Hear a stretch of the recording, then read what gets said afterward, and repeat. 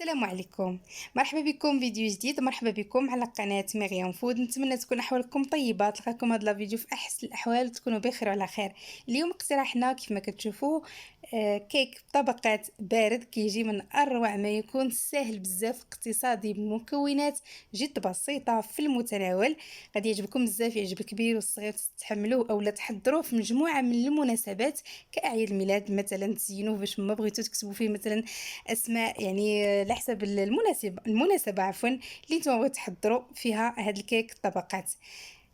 اقتصادي كيف ما قلت لكم، ما كيتعداش 20 درهم في المكونات ديالو. كنشوفوا بزاف ديال المخابز كيبيعوا لنا يعني هكا كيف ما كانوا دي طارط دي غاتو، كيكونوا الثمن ديالهم باهظ، وهما يعني اقتصاديين بزاف ومكونات سهله وبسيطه. فانا كنعطيكم هاد الوصفه هذه لانها تعجبكم بزاف وغتخلي كاع اللي ذاقوها غادي يسولكم بشحال خديتوها.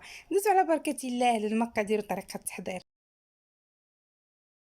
اول حاجه غادي نحضروها وهي القاعده اولا الكيك، يعني الطبقه الاولى اللي غادي نحضر معكم هي بديل الجينواز، والصراحه كتجي احسن من الجينواز. وهاد المكونات هادو اللي غادي نستعملو. اول حاجه كناخذ هكا في بول بيضه كامله تكون بدرجه حراره الغرفه، كنضيف نص كاس ديال الماء، كذلك ما يكون لا بارد ولا سخون يعني عادي من الروبيني. كنضيف نص كاس ديال زيت المائده، نضيف كذلك نص كاس ديال السكر سنيده، هذا القياس كامل بقياس كاس العنبه. هنا ما غادي نحتاج لا خلاط كهربائي ولا طراب كهربائي، غادي نستعمل غير الفوي يعني الطراب اليدوي باش غادي نحضر هاد الطبقه الاولى من هاد الكيك اللي غادي نوجد معكم ان شاء الله. هنا كيف ما شفتوا خديت واحد ساشي من السكر فانيلا وغادي نحرك نخلط كيف ما كتشوفوا مزيان حتى كيذوب لنا شويه هذاك السكر وكتنسجم العناصر كامله، الزيت، سكر سنيده، البيض. وكذلك تنقول لكم دائما البيض يعني في جميع هكا الحلوى اللي كنبغيو نحضروا تكون ضروري خارجه من الثلاجه من قبل. غنضيف هنا الدقيق. بالنسبه للدقيق فاستعملوا نوعيه ممتازه. وكذلك هنا راني عندي كاس بقياس كاس العنبه. يقدر هاد لاجينواز هذه اللي غادي نحضر معكم تاخذ منكم كاس الا ربع، ولا تقدر تاخذ منكم كاس وشويه ولا كاس، يعني على حسب النوعيه ديال الدقيق. وكما شفتوا راني ضفت كذلك واحد الخماره ديال الحلويات سواء كانت من فئه 7 غرام او 8 غرام. غادي نخلط مزيان وانا كنشوف يعني ميزاني حتى كنحصل على هكا واحد الخليط اللي غادي يكون هو هذاك يعني ديال الكيك.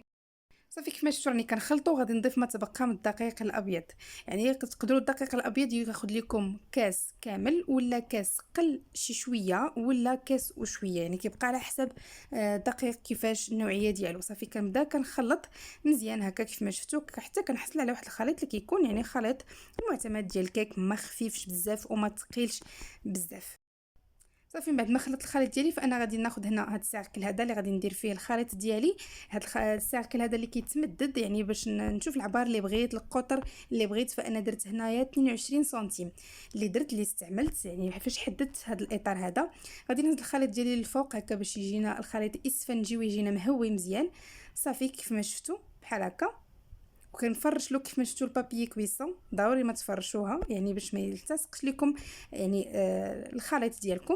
صافي هنا غادي ندخلو الفران يكون النار اللي هي مهيله، ما تكونش مرتفعه بزاف نهائيا. كنقابلوه تقريبا 21 دقيقه. صافي ما تخلوش بزاف لانه ما فيش بزاف ديال المكونات باش ما يتحرقش لكم. هنا كندوز للطبقه الثانيه اللي غادي ندير. هنا الكيك ديالي كيطيب، ولكن الطبقه اللي غندير غادي نخلطها وهي بارده عاد حتى كيطيب لينا الكيك، عاد كنخرجوه وكنضيف له الطبقه هذه. هنا كيف ما شفتوا فانا عندي نص لتر ديال الحليب، جوج اكياس من الفلان ديال الفراوله ديال الفريز، عندي تقريبا واحد 4 ديال المعالق كبار ديال سنيده، ولكن المعلقه الاخيره الرابعه ما تعمروهاش بزاف، ولا تقدروا ديروا 3 يعني على حسب الذوق شكون اللي كيبغي يعني الحلاوه اللي ما كيبغيهاش. هنا كندير 4 ديال المعالق ديال النشا الذره المايزينا، كندير كذلك منها 4 ديال المعالق.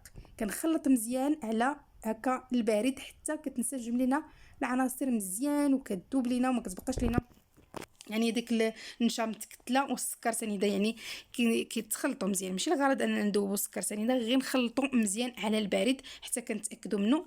هنا كيف ما شفتوا الكيك راني خرجته، كيجي رائع مهوي زوين اسفنجي رائع صراحه. انا هذا كنعتمدو في مجموعه من يعني لي طارت اللي كندير، ولا لي غاتو اللي كيكونوا كيحتاجوا هكا الكريم شانتيي، ولا التشيز كيك كيف ما قلت لكم بحال داك اللي استعملت. يعني هذا كنديرو كقاعده تقدروا حتى نتوما تعتمدوا عندكم، كيجي ناجح ومزيان.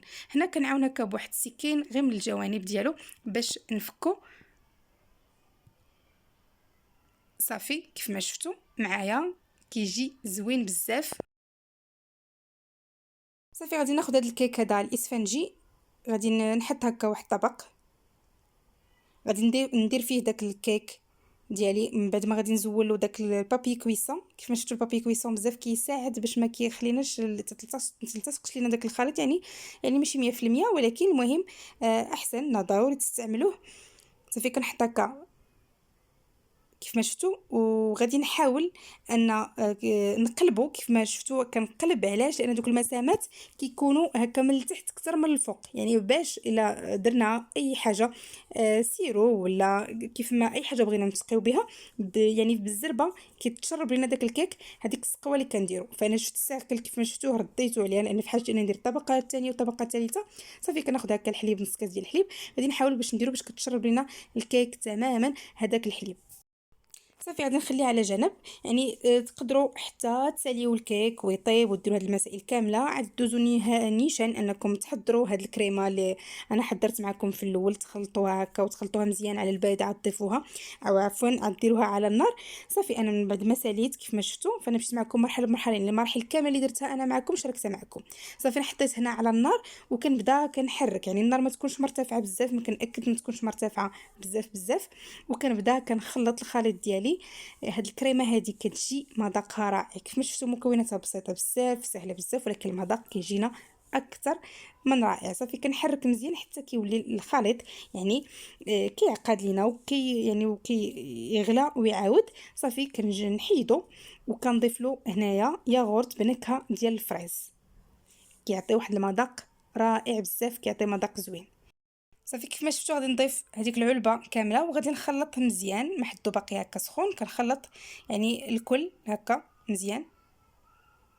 الكيك ديالي غادي تكون فقدات من الحراره ديالها وبردات تماما. كيف ما كنقول لكم دائما الكيك الا كان سخون يعني كنسقيوه بسقوه اللي تكون بارده، والعكس صحيح الا كانت بارده غادي نديروه بسقوه اللي تكون سخونه. صافي مباشره غادي نضيفو على الكيك ديالي، ما نخليش لانه غادي يجمد لكم.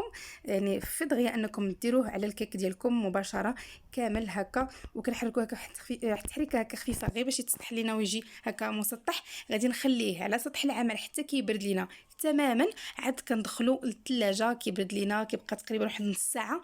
عاد كندوزو باش نحضروا الكلاصاج او الطبقه الاخيره اللي غادي نستعملو فوق هاد الكريمه هادي. بالنسبه لهاد الكلاصاج شنو يعني كنحتاج ليه عفوا، كنضيف كاس في كاسرول، كنضيف كاس ديال الماء بقياس كاس العنبه، جوج ديال لي فلون بنكهه ديال الفراوله الفريز. غادي نضيف كذلك معلقه كبيره ديال السكر سنيده ومعلقه صغيره ديال النشا. هادو فقط هما المكونات اللي غادي نستعمل. هاد المكونات هادي غادي نخلطهم هكا على البارد، كنخلطهم حتى كتنسجم لينا العناصر مزيان، كيذوب لينا السكر مع داك النشا مزيان مزيان، ما تبقاش لاصقه لنا حتى حاجه في القاع ديال الكاسرول. وعاد غادي نديوه على النار. بالنسبه هذا ما غاديش يحتاج انه بزاف يبدا يغلى ويعاود، فاحنا فاش كنديوه على النار غير كيبدا كيسخن لينا بحال هكا، وكنبداو ما كنحبسوش من التحريك، كنبداو كنحركوه وهو يعني على نار مهيله، ما ديروش النار اللي هي مرتفعه تكون مجهده. وغادي نبدا كنقابلو غير باش ما يتحقش لينا هكا في القعر. كنبدا كنحرك بهذه الطريقه هذه. كيف ما كنقول لكم ما ديروش، ما تخليوش هكا على نار اللي هي مرتفعه وما يغلاش.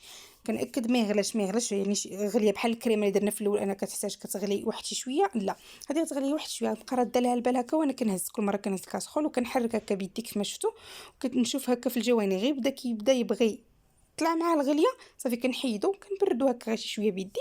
صافي الكيك ديالي من بعد ما برد كيف ما شفتوا تماسكت معنا الطبقه الثانيه مباشره من بعد ما بردته هكا غير بيدي بشويه غادي نضيفو ونحاول فاش نكون كنضيف نوزع وانا كندير ما نديرش غير في بلاصه وحده باش ما يجينيش هكا بحال لي كيجي بحال لي خاوي تيدخل له هكا الهواء نحاول نسربيه صافي. غادي نخليه واحد شويه هكا يبرد على سطح العمل وعاد نعاود ندخلو للثلاجه كيبقى المده على الاقل شي 4 ديال السوايع حتى كيبرد تماما صافي. وعاد كنزينوه باش ما بغينا كيف ما بغيتو كتوجدوه صافي. غادي ندوز هنا معكم باش نديمو ليه باش تشوفوا هنا هكا غير بالسكين خديت السكين وكنحاول باش صافي بهاد الطريقه هذيك كما شفتوا. غادي نحاول فاش غادي نساليه هكا بالسكين غير باش كنعاون باش يجي ساهل ليا باش يبغي السيركل هكا يتفصل على الكيك ديالي صافي. كيف ما شفتوا هكا انا غادي نهزو نقربوا لكم كيف ما شفتوا كيجي كيك طبقات من اروع ما يكون يعني حتى كيبرد. عاد كنزينوه باش ما بغينا كيف ما قلت لكم. انا خديت هنا شويه ديال الشوكولاته هكا البيضاء ذوبتها درتها هكا في واحد البوش جوتابل وغادي نحاول ندير خطوط هكا معاكسه ندير خطوط بحال هكا ونعاود ندير خطوط في الجانب الاخر ديال الكيك ديالي كيف ما شفتوا بهذه الطريقه. هذه طريقه هكا عشوائيه وكيجي منظر راقي كيجي زوين بزاف صافي. من بعد ما زينتو هكا بالشوكولاته البيضاء غادي ندير هكا التزيين اللي هو بسيط بزاف وكيجي راقي. خديت شويه ديال لي بيبي دو شوكولا تقدروا ديروا كيف ما قلت لكم اللي بغيتو نتوما تقدروا ديروا. انا فايته درتها يعني شحال من مره درتها هكا خديت يعني قطعه من الفراوله وزينت بها كيبقى بحال واحد لو غابيل على انه يعني هاد الكيك هذا ديال الطبقات ديالي انه فيه النكهه ديال الفريز ولا هكا بالبسكوي كيف ما بغيتو نتوما كديروه. كان عيد ميلاد تكتبوا الاسم ديال الشخص اللي هو عنده العيد الميلاد. كيف ما شفتوا هذه اللي فايته حضرت معكم دا هكا نكهتها عفوا زينتها هكا بديك القطعه ديال الفراوله. نتمنى لا فيديو ديال اليوم انها تعجبكم تجربوها ان شاء الله وتبقى معتمده عندكم ديروها كيف ما قلت لكم في اي مناسبه كانت عندكم كانت بسيطه ولا كبيره. نتمنى لا فيديو ديال اليوم تعجبكم ان شاء الله بحول الله. شكرا على المشاهده. لاول مره كيشوف القناه يشترك في القناه يدعمنا بلايك اللي عجبتها لا فيديو تحت لنا كومونتير.